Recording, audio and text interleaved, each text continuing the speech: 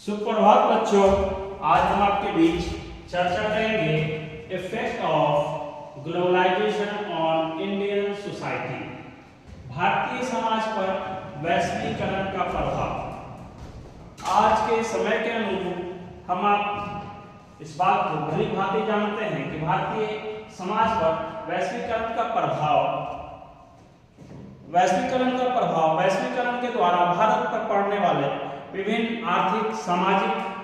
राजनीतिक एवं सांस्कृतिक प्रभावों के बारे में हम आप भली भांति जानते हैं कि उनका प्रभाव हम आपके दैनिक जीवन एवं वास्तविक स्थिति एवं परिस्थिति पर किस प्रकार पड़ता है, उससे संबंधित आज हम आपके बीच चर्चा करेंगे। और चर्चा करने से पूर्व हम आपको बताते चले कि हम आप आज भारतीय समाज पर वैश्वीकरण का प्रभाव जब देखते हैं तो उसका उपरांत हम आपके मन मस्तिष्क में बहुत सारी बातें आती हैं। उन सारी बातों में ये बात बहुत ही महत्वपूर्ण हो जाती है कि हम आपके जीवन शैली का निर्माण किस प्रकार हो रहा है। उसके उपरांत हम आपके मन मस्तिष्क में पहली बात आती है, वो आती है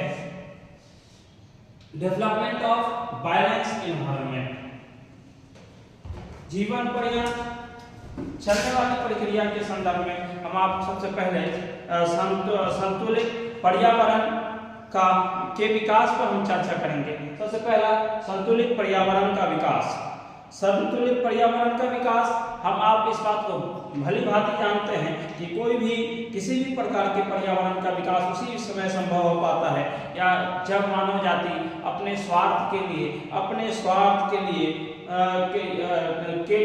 ये प्रयास करती है कि हमारे जीवन की जो बहुत सारे मुद्दे और चुनौतियां हैं, वो पर्यावरण में प्रदूषित हो रहे हैं, उनको साफ सुथरा बनाने के लिए हमें अपनी कौन सी भूमिकाओं का निर्माण किया जा सकता है। हम पर्यावरण के विकास के लिए अपनी ओर से क्या हम अपनी सहायता दे सकते हैं। तो